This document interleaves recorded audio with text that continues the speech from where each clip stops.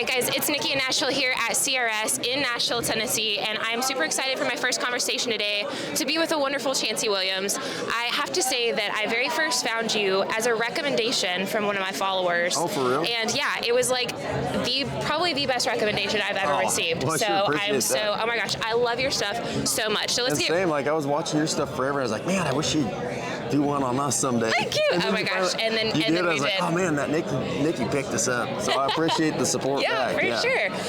I think the first time I covered one of your songs might have been like sometime last year, and then just saw your like rise to just being a total star. How does it feel to be coming from Wyoming all the way out here to Nashville? It's awesome, you know, like just to be recognized in the music business, coming from, you know, out west in such a small state, and such a small town, you know. Yeah. My hometown's 800 people, and nice. I live in the second least populated county in the least populated state. In the country, yeah. So it's really neat to be recognized at things like, you know, CRS and getting to play the Grand Ole Opry and just things out in the music world out here. Yeah. The music business is, you know, Nashville. So to come here and have a lot of friends and a lot of people support what we do means a lot because, you know, we kind of earned it the hard way out west. We didn't know what to grow up playing like or sounding like. There's no music scene to compare ourselves to, so we just kind of had to earn it the hard way. But it's cool to get that recognition now. Yeah. I love to hear that. Yeah. No, I totally agree. It's probably, and I love Wyoming too. I know you said this as we were coming in. It's so beautiful. And you were in rodeo for like most of your life, right? Yeah. So I grew up as a kid. You know, my dad rodeoed. So we have a ranch in Wyoming. So I grew up as a ranch kid. And, you know, we were horseback all growing up. And then Dad rodeoed, so we rodeoed. And then I went to college on a rodeo scholarship, rode saddle broncs, and, you know, made the college national finals twice. So that was kind of my life, was rodeo, and had a band on the side just for fun. And then kind of got to the point where I had to make a decision for a career. Should I rodeo longer or should I pursue music? And I chose music just because I felt like I could do it a lot longer and ride bucking horses. So it's been a great move. But, you know, like I said, I grew up, I know a lot about ranching, I know a lot about rodeo, and I chose a career that I kind of knew nothing about. So I had to learn everything along the way, which has been really fun. The chase and the climb is the funnest part of the music business. The journey, not the destination. See what you can record next and see what songs you can put out for your fans they like better than the last one. So it's a really fun journey. I mean, it's a crazy business, as you know. Oh gosh, yes it is. I couldn't even imagine. So how do you kind of translate that life from Wyoming and your past rodeo experience into your music these days? How do you sort of channel that past experience into how you write? Yeah, I think our fans know, like, I stay in my lane when it comes to writing music. I don't sing about stuff that ain't me, and so I think that's part of the reason for our success is the authenticity. Very authentic, I am who I am, and I sing a song about rodeo, they know that I've done it. Or I sing a song about, you know, college or partying or whatever I've done, I write about. I just try to stay in my lane, and I think nowadays people can really see through artists that aren't authentic and they're trying to fake it a little bit. So, you know, I like to stay true to myself and who I am, and I feel like I represent the state of Wyoming, so I'm always wanting to do the best job. I would never want to put out anything that disappoints our state or disappoints people from where I grew up. So I'm always trying to be an ambassador wherever I travel for our state because I love it so much, you know.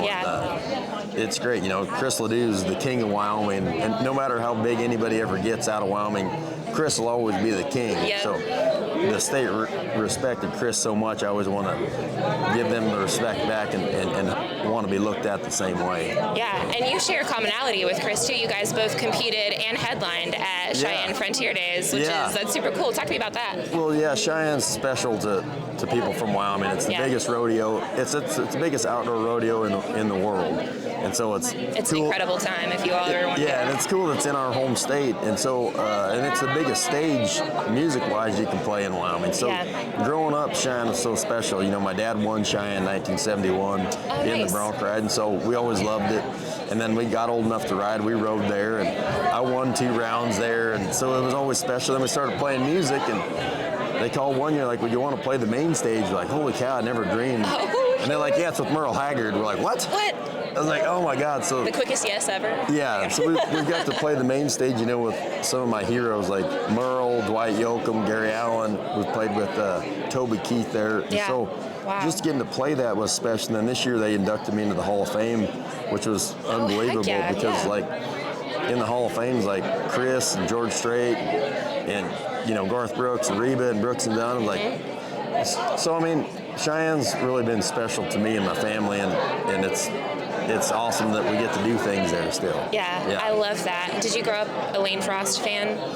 You know, he was a lot older than I was, but Yeah. the story is so sad that it happened at Cheyenne. That, I mean, what a story that you know is going to go down in history. Yeah. And so yeah, they have a great.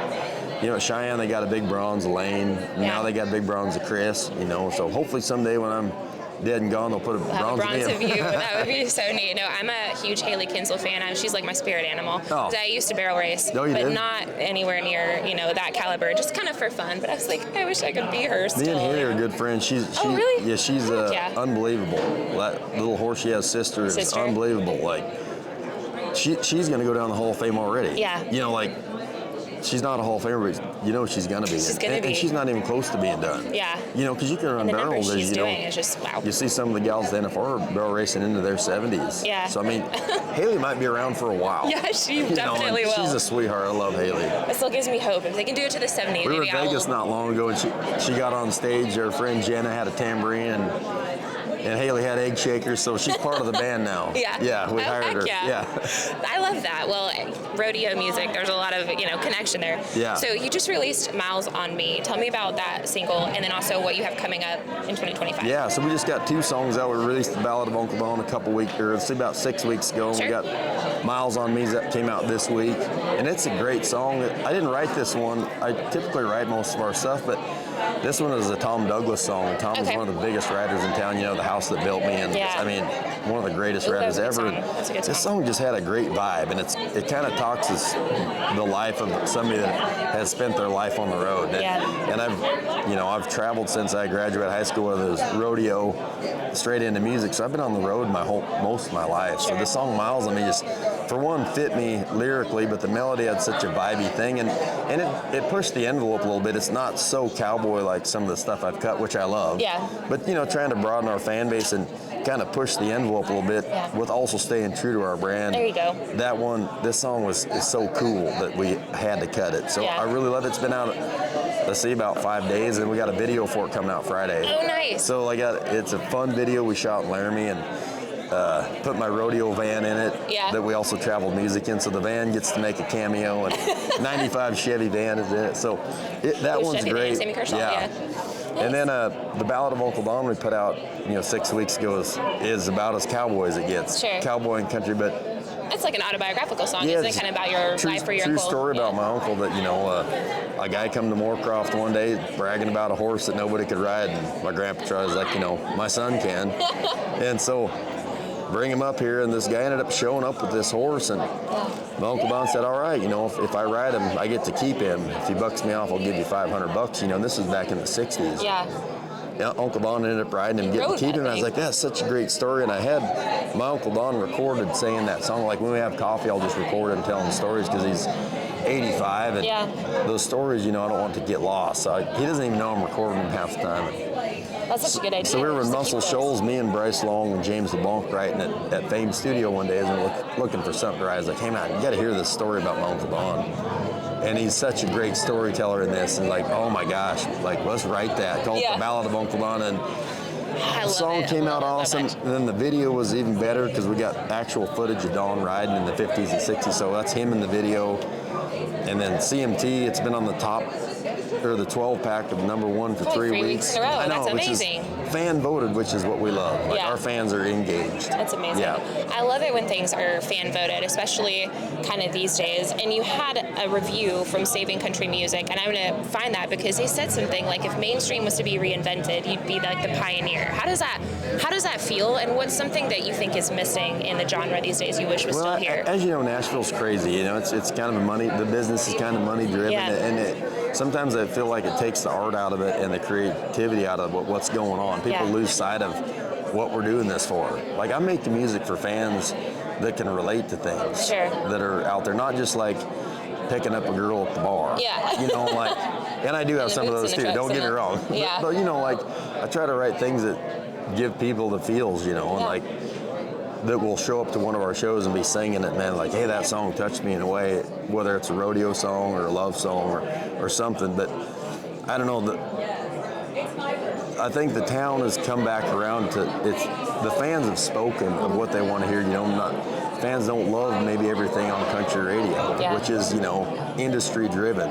That's why you see all these artists popping up out of nowhere, because the fans kind of have the power now 100%. to go choose what they want to hear. 100%. And so that's like the CMT thing. You know, we don't have some of these artists that were beating out on the countdown of, you know, millions of Spotify monthly listeners, and we have 100,000 or whatever. But I'm saying, well, all right, but you still have the votes. we're beating them. Yeah. Like that just shows you, is the algorithms right, or just get on the playlist and one blew up, and but are you a true artist where your fans are going to show up and buy tickets and go out? When you ask them to go vote, they do. Yeah. So that's what we love to see. Yeah. We love to see the people show up to shows, because those are the same fans that buy tickets and a T-shirt to your show. So, man, we just try to stay, me and my whole band, true to who we are. True to your roots, like, I'm not faking it to nobody. Like, I'm a cowboy from Moorcroft, Wyoming. I'm gonna sing about that. And so, if you like it, like it. If you don't, that's okay too.